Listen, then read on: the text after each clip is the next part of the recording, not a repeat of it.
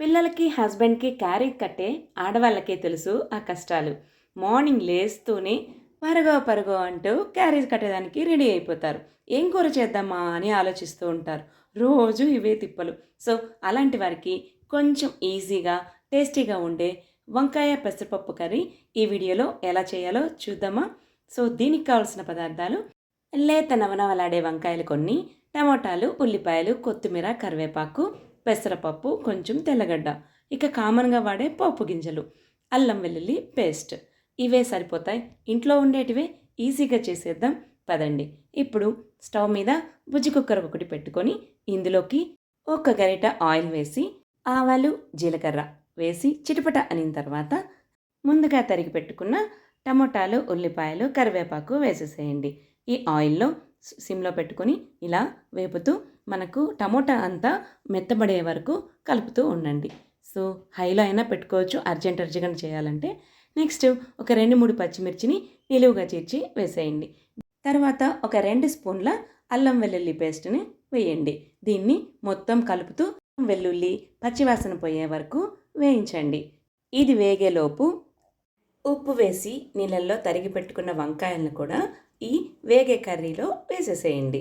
దీన్ని ఈ టమోటా, అల్లం వెల్లుల్లి పేస్టు, ఉప్పు అంతా పట్టేలాగా కలుపుతూ వంకాయలను ఒక 2-3 మినిట్స్ వరకు వేయించుకోండి.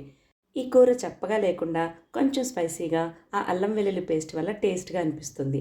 నెక్స్ట్ ఒక హాఫ్ స్పూను పసుపు కూడా వేసేసి ఈ వంకాయల్ని అటు ఇటు తిప్పి నెక్స్ట్ మనం ముందుగా పెసరపప్పుని నీళ్ళల్లో నానబెట్టి ఉంచుకోవాలి. ఒక 15 మినిట్స్ వరకు నానితే సరిపోతుంది. ఇంకా టైం ఉంటే ఒక హాఫ్ అన్ అవర్ అయినా నానొచ్చు. ఇది తొందరగా ఉడికిపోతుంది. ఈ నానబెట్టిన పెసరపప్పుని వేసి కూడా ఒక 1 మినిట్ వరకు వేయించుకొని కల్లుప్పు మీకు ఎంత కావాలంటే అంత వేసుకోండి.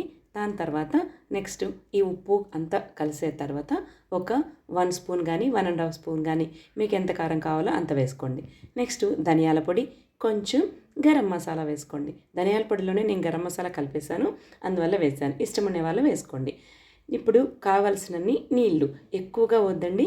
ఇది కొంచెం ముద్దకూరలాగా ఉంటేనే బాగుంటుంది టేస్టీగా కొంచెం కలుపుకోవడానికి. తర్వాత చపాతీకైనా రైస్కైనా బాగుంటుంది.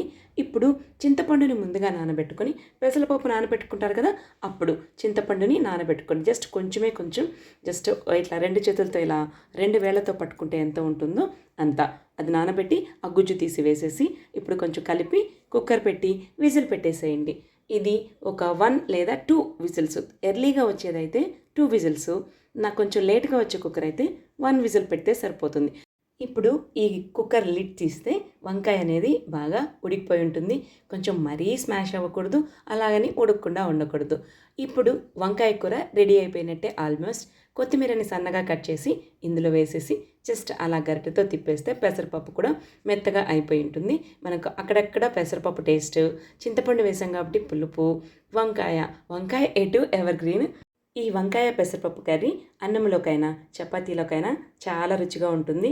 పిల్లలు కూడా ఇష్టంగా తింటారు. ఈ కర్రీని క్యారియర్ మెనూలో యాడ్ చేయండి.